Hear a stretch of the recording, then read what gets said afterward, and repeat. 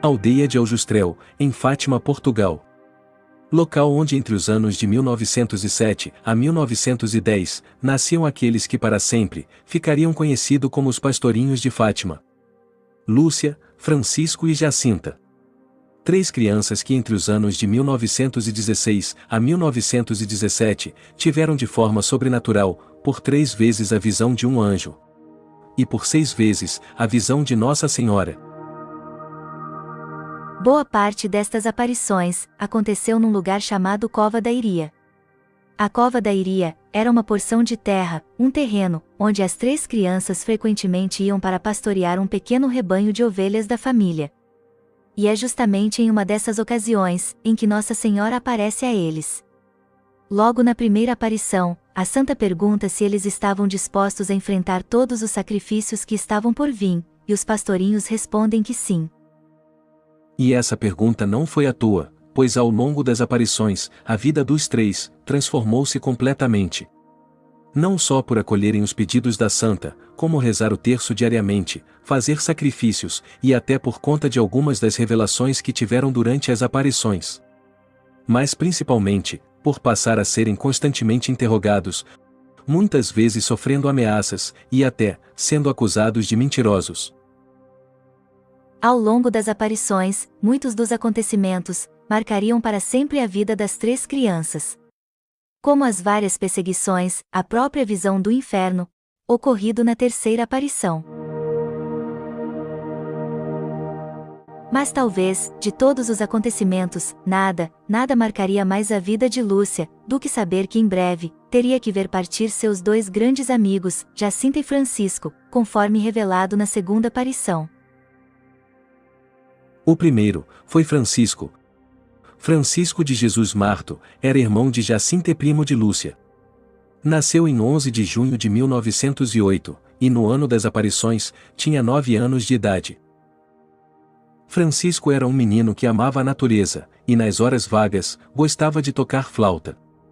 Era um típico garoto daquele Portugal rural da época, igual muitos, não frequentava a escola, e juntamente com sua prima e sua irmã, passavam o tempo, pastoreando um pequeno rebanho de ovelhas da família.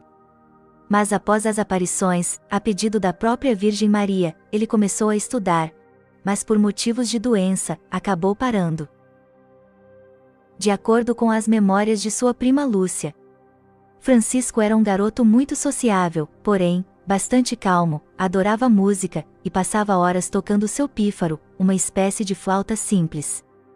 Era bastante independente nas opiniões, no entanto, um verdadeiro pacificador, sempre muito respeitoso com as pessoas. Nem mesmo os animais escapavam de sua caridade. No entanto, ao longo das aparições de Fátima, Francisco foi ficando cada vez mais reservado, passou a preferir rezar sozinho. Marcado pelas palavras de Nossa Senhora, para que não ofendam mais a Deus, ele retirava-se na solidão, tentando consolar Jesus pelos pecados cometidos pela humanidade. E conforme revelado na segunda aparição, em 18 de outubro de 1918, Francisco adoece, vítima da epidemia de gripe pneumônica, a gripe espanhola, uma terrível doença, que devastou a Europa no ano de 1918. Já em 4 de abril de 1919, ainda calmo e sereno, mas já bastante debilitado, ele falece. Francisco morre em casa, na freguesia de Fátima, aos 10 anos de idade. Atualmente, encontra-se sepultado na Basílica de Nossa Senhora do Rosário de Fátima, em Fátima, Portugal. E 100 anos depois, em 2017, no centenário das aparições de Nossa Senhora de Fátima, Francisco assim como sua irmã Jacinta, foram canonizados, declarados santos oficialmente reconhecidos pela Igreja. São Francisco e Santa Jacinta. Inclusive, sendo as primeiras crianças santas, não mártires, da Igreja Católica. E o milagre que era necessário para que eles fossem canonizados, aconteceu aqui no Brasil.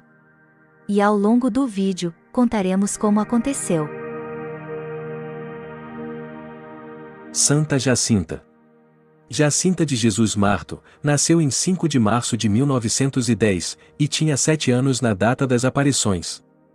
A mais nova entre os 3 pastorinhos, era prima de Lúcia, e irmã de Francisco. Muito ligada a Lúcia, Jacinta tinha por ela uma profunda e verdadeira amizade. Sempre muito sensível, adorava rezar, gostava de ovelhas, cordeiros, flores, estrelas e de dançar. Mas se tinha uma coisa que ela não gostava, era de mentiras, mesmo à custa de algum sacrifício, ela sempre preferia dizer a verdade. Talvez por isso, foi ela quem contou das aparições. Após a primeira aparição, enquanto os 3 pastorinhos, talvez por medo da repercussão, haviam combinado de não contar a ninguém o que tinham presenciado, Jacinta não se segurou e acabou contando para a mãe. Naquele tempo, Fátima era uma área predominantemente rural, e Jacinta era uma típica criança daquele Portugal rural da época, igual muitos, não frequentava a escola, e passava o tempo cuidando de um rebanho de ovelhas, com os outros 2 pastorinhos.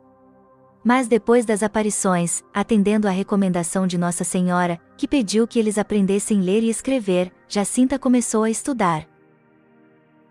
De acordo com as memórias de sua prima Lúcia, Jacinta era uma criança bastante amorosa e afável. Mesmo diante de inúmeras dificuldades, ela não se queixava. Segundo a prima, Jacinta tinha um porte sério, modesto e amável, que parecia transmitir a presença de Deus em todos os seus atos. Embora fosse só uma criança, seu comportamento era próprio de uma pessoa de avançada idade e grandes virtudes. Por revelação de Nossa Senhora, Jacinta tinha conhecimento que sua morte estava próxima. Mas isso não a abalou, pelo contrário, fortaleceu ainda mais sua fé e confiança em Deus. E impactada pela visão do inferno e a triste sorte de muitos pecadores, que ocorreu na terceira aparição, Jacinta, em sua simplicidade, decide responder ao apelo da Virgem Maria, fazendo penitências e sacrifícios pela conversão da humanidade. Mas conforme Nossa Senhora revelou na segunda aparição, em dezembro de 1918, a pequena vidente já começava a manifestar os primeiros sinais da doença que a mataria, a gripe espanhola, uma epidemia que devastou grande parte da Europa.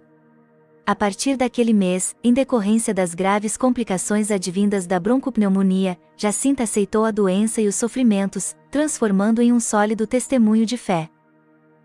Jacinta faleceu em 20 de fevereiro de 1920, aos 9 anos de idade, no Hospital Dona Estefânia, em Lisboa, Portugal. Atualmente, seu corpo, assim como o de seu irmão Francisco, encontra-se sepultado na Basílica de Nossa Senhora do Rosário de Fátima. São Francisco e Santa Jacinta. 2 breves vidas que por aqui passaram, viveram muito pouco tempo, mas tempo suficiente, para que pelas virtudes e a maturidade na fé.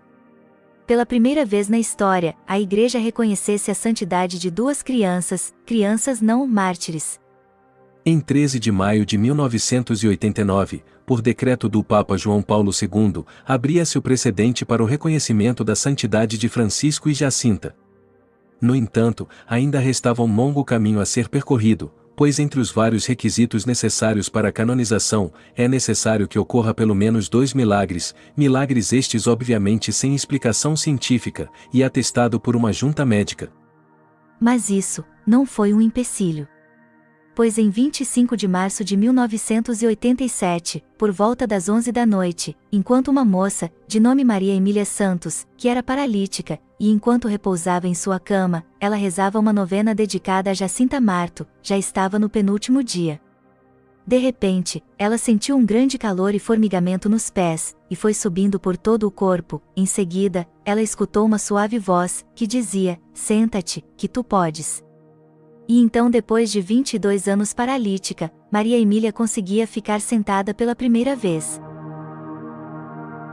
2 anos mais tarde, em 20 de fevereiro de 1989, data em que completava exatos 69 anos da morte de Jacinta, uma senhora de 60 anos, se levantou de sua cadeira de rodas e começou a caminhar. Os médicos que atendiam ela há vários anos não encontraram uma explicação para o que aconteceu. O acontecido foi confirmado pela Congregação para a Causa dos Santos, e finalmente, depois de todos os trâmites necessários, em 13 de maio do ano 2000, Jacinta e Francisco foram beatificados pelo Papa João Paulo II.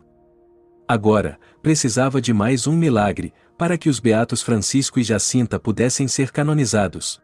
ou seja oficialmente reconhecido como santo. Mas brevemente, esse milagre iria acontecer. O milagre aprovado aconteceu com uma criança brasileira, um menino chamado Lucas, de 5 anos de idade na época, e residente no estado do Paraná. Lucas foi um garoto que depois de sofrer uma terrível queda, de mais de 6 metros de altura, ficou em coma, e já estava praticamente desenganado. Tudo começa em 3 de março de 2013, por volta das 8 horas da noite. Nesta data, Lucas estava na casa dos avós, e brincava com a sua irmãzinha Eduarda. Porém, por acidente, ele acabou caindo da janela do local onde brincava, sofrendo uma terrível queda, caindo de aproximadamente 6,5 metros de altura. Da qual bateu com a cabeça no chão, sofrendo um forte traumatismo craniano, inclusive com perda de massa encefálica. Lucas já chegou no hospital. Em um profundo estado de coma, sofreu 2 paradas cardíacas, e teve que passar por uma cirurgia de urgência. Após fazerem tudo o que podiam, os médicos disseram que as probabilidades dele sobreviver eram poucas, e se sobrevivesse, viveria em estado vegetativo, ou na melhor das hipóteses, com graves problemas cognitivos. Mas os pais de Lucas, que eram devotos de Jesus Cristo e Nossa Senhora, começaram a rezar pela cura do filho. No dia seguinte, telefonaram para o Carmelo de Campo Mourão, para pedir que as religiosas rezassem pelo menino. No entanto, na hora da ligação, as carmelitas estavam no horário do silêncio, e a que atendeu a ligação, não passou o recado para as outras. Ela pensou, ele já vai morrer mesmo, o que posso fazer é rezar pela família. E conforme os dias passavam, o quadro do menino só piorava, já tendo passado por 2 hospitais, os médicos já pensavam na transferência para um outro. No dia seguinte, novamente telefonaram para o Carmelo pedindo oração para Lucas. A moça que atendeu a ligação, dessa vez passou o recado para as outras, e uma das irmãs que estava junto ao sacrário, sentindo um impulso, pediu a intercessão dos pastorinhos, para que salvasse a vida do menino, pois assim como eles, era uma criança. A freira também incentivou as outras a pedirem a intercessão dos pastorinhos, e a família de Lucas passou a fazer o mesmo. 2 dias depois, no dia 9 de março, Lucas acordou e começou a perguntar pela irmãzinha, com quem ele brincava antes do acidente. No dia 11, já saiu da UTI, e no dia 15 recebeu alta. Segundo João Batista, o pai de Lucas, o menino ficou completamente curado, sem nenhuma sequela. De acordo com os médicos que participaram do ocorrido, afirmaram não haver uma explicação para a recuperação de Lucas. Uma equipe médica consultada pelo Vaticano deu parecer positivo e unânime, como a cura inexplicável do ponto de vista científico. E assim, finalmente no dia 13 de maio de 2017, nas celebrações do centenário das aparições de Fátima, Francisco e Jacinta foram canonizados pelo Papa Francisco, no Santuário de Nossa Senhora de Fátima, inclusive, com a presença de Lucas e seus pais. Tornando-se, São Francisco Marto, e Santa Jacinta Marto, os santos mais jovens da história da Igreja, santos não mártires. Já Lúcia, a única entre os 3 pastorinhos que teve uma longa vida, viveu até os 97 anos, falecendo em 13 de fevereiro de 2005. Desde o início, a escolhida para ser a grande divulgadora da mensagem de Fátima e a devoção ao Imaculado Coração de Maria. Lúcia de Jesus Rosa dos Santos, nasceu em 28 de março de 1907, tinha 10 anos, na data das aparições, e assim como os primos Francisco e Jacinta, não sabia ler nem escrever. Durante as primeiras aparições, Lúcia era a única entre os 3 que conseguia ver e falar com a santa. Jacinta apenas via e ouvia, e Francisco somente a observava, mas não escutava o que a santa dizia.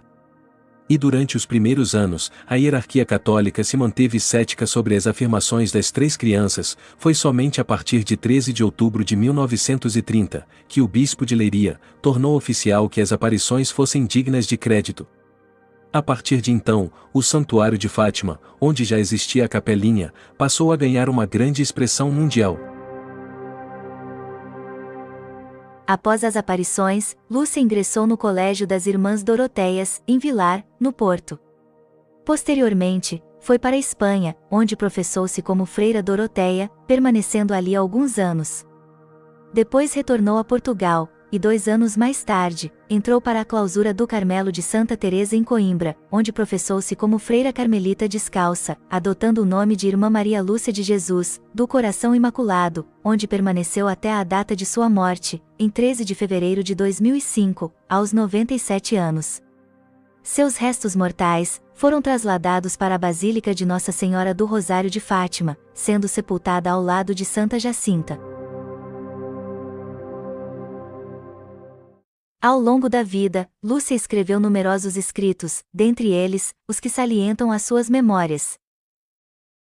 Tudo começa, em 12 de setembro de 1935, naquela data, os restos mortais de Jacinta Marto estavam sendo trasladados para o cemitério do Santuário de Fátima, e ao abrirem a urna, constatou-se que o rosto de Jacinta encontrava-se incorrupto. Os peritos então tiraram algumas fotografias, e o então bispo de Leiria, Dom José Alves, remeteu algumas daquelas fotos para Lúcia. Após receber, Lúcia mandou uma carta de agradecimento, na qual relatava a saudade da prima, e recordava algumas memórias de quando eram crianças, e alguns fatos referentes ao caráter de Jacinta. E o bispo Dom José gostou tanto da carta, que aconselhou Lúcia a escrever tudo o que se recordava de Jacinta. Assim, nascia a primeira memória de Irmã Lúcia, uma série de relatos dividida em 6 partes, e redigidas entre dezembro de 1935 a março de 1992. Obrigado por assistir. Fiquem todos com Deus, e até um próximo vídeo se Deus quiser.